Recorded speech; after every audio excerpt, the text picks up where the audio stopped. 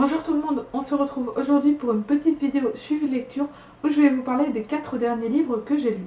Pour commencer, j'ai lu Et quelquefois j'ai comme une grande idée de Ken Kesey qui m'a été envoyé par les éditions Monsieur Toussaint l'Ouverture parce que c'est un livre que j'ai gagné lors d'une masse critique Babelio. Donc comme vous pouvez le voir, je pense c'est un sacré pavé, donc voilà il fait 894 pages si je ne me trompe pas, donc voilà quasiment 900 pages. Et donc ça m'a mis quand même 2 semaines pour le lire, ce qui explique que je n'ai pas fait de vidéo suivi lecture pendant un petit moment. Mais en tout cas, c'est un roman que j'ai trouvé intéressant tout de même. Ça se passe dans l'Oregon et on va suivre une famille de bûcherons, les Stampers, qui font face aux syndicats et à la grève. Et donc les Stampers se battent contre tout ça. Et un jour, Lee, donc le cadet de la famille, va réapparaître après des années d'absence. Donc Lee, c'est un personnage qui est très introverti et qui passe énormément de temps dans les livres. Donc il est très différent de son demi-frère Hank, qui lui est très un peu costaud, etc. Enfin voilà, ils sont très très différents et donc il revient après des années d'absence pour se venger de quelque chose, voilà. Donc c'est à la fois une histoire sur cette famille de bûcherons, mais aussi sur leurs problèmes familiaux, voilà. Et donc c'est un sacré pavé que j'ai mis un petit peu de temps à lire, comme je le disais. Après j'ai trouvé ça très intéressant. J'ai beaucoup aimé l'histoire, j'ai bien aimé les personnages.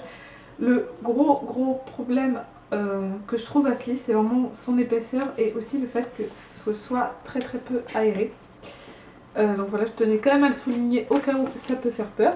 Donc comme vous pouvez le voir par exemple sur cette page, il n'y a pas de paragraphe et il n'y a quasiment aucun chapitre et aucun paragraphe tout le long des livres, donc tout le long du livre, pardon. Donc je peux vous le lire qu'on les sent passer durant les 900 pages. Malgré tout, c'est quand même une très belle histoire, très bien écrite par l'auteur qui a fait Vol au-dessus d'un nid de coucou, un livre très très connu que je n'ai jamais lu. S'il est moins épais, peut-être qu'un jour je me lancerai dedans, à voir.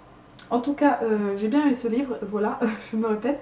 Et j'adore la couverture, enfin j'adore le travail de couverture qui a été fait par la maison d'édition. Donc c'est une couverture à rabat. Je crois que j'avais déjà montré dans ma vidéo book haul, mais tout le monde ne regarde pas ce genre de vidéo. Donc je préfère le remontrer de nouveau. Donc voilà, n'hésitez pas à aller voir ma chronique si jamais ça vous intéresse.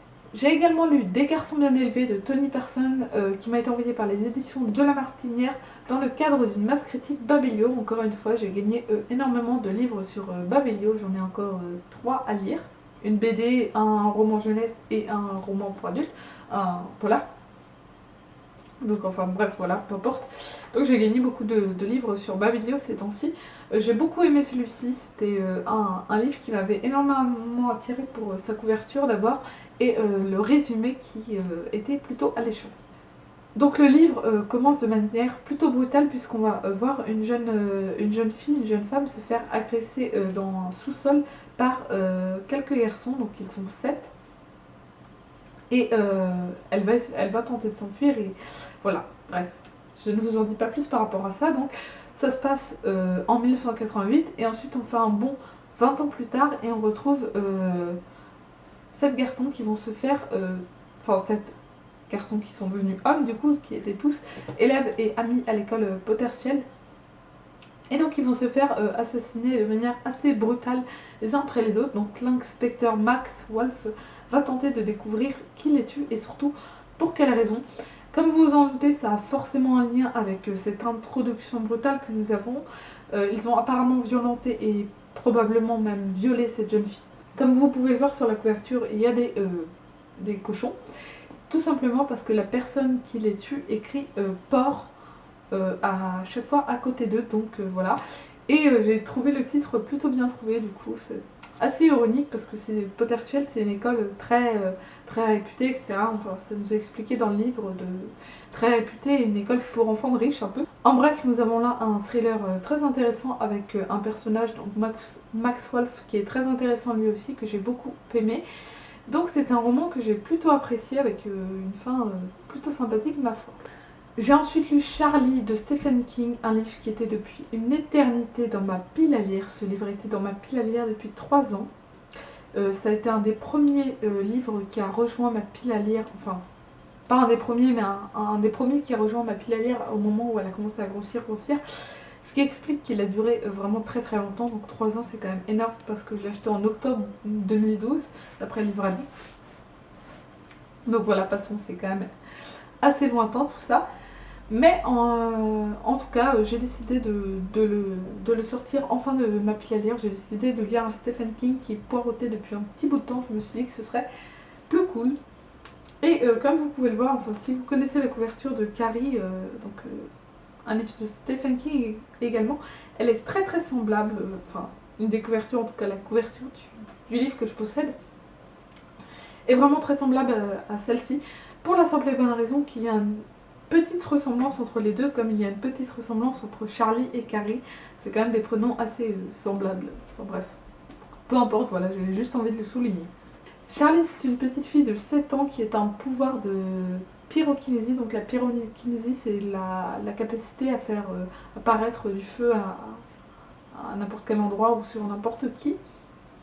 Donc c'est un don qu'elle ne contrôle pas forcément parce qu'elle est vraiment très jeune. Et son père, lui aussi, et sa mère également, disposent tous les deux d'un pouvoir un peu différent.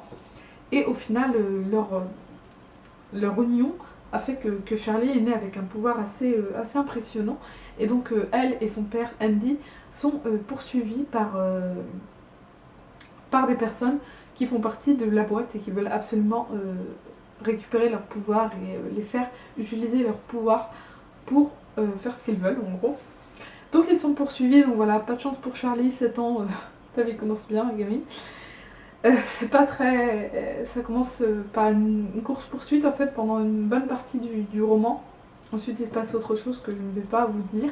J'ai pas trop aimé la première partie de la course-poursuite justement parce que c'était pas forcément le moment le plus intéressant et j'avais un peu peur que ce soit ça pendant tout le roman. Mais heureusement il se passe autre chose à peu près à la moitié, je dirais vers 200-250 pages. Du coup ça a un petit peu changé et au final j'ai un peu plus apprécié ma lecture après. Et je l'ai trouvée très intéressante. C'est très très différent de Carrie parce que Carrie c'est quand même une fille de 17 ans et là on a affaire à une fille de 7 ans qui n'a pas envie de faire du mal aux gens alors que Carrie va faire du mal aux gens, c'est quand même pas la même chose. Donc Charlie veut à tout prix éviter d'utiliser son pouvoir parce qu'on lui a appris que c'était mal et qu'elle pouvait blesser les gens avec son pouvoir. Donc voilà, nous avons affaire à 2 cobayes humains qui vont tenter de s'échapper tant que possible et c'est un livre que j'ai beaucoup aimé, donc comme d'habitude c'est un peu fantastique, pas vraiment horreur, celui-ci ne me fait vraiment pas peur, c'est plutôt prenant mais ça ne fait pas du tout peur, c'est vraiment du fantastique quoi, tout simplement. Et donc j'ai bien aimé, ce n'est pas mon préféré de l'auteur mais je veux dire que j'ai lu 3 livres, enfin avec celui-ci ça fait 3, de Stephen King cette année, c'est peut-être pas beaucoup hein, c'est sûr. Donc j'ai lu 3 livres de Stephen King cette année et franchement je pense que c'est celui que j'ai le plus aimé pour le moment, donc c'est quand même cool.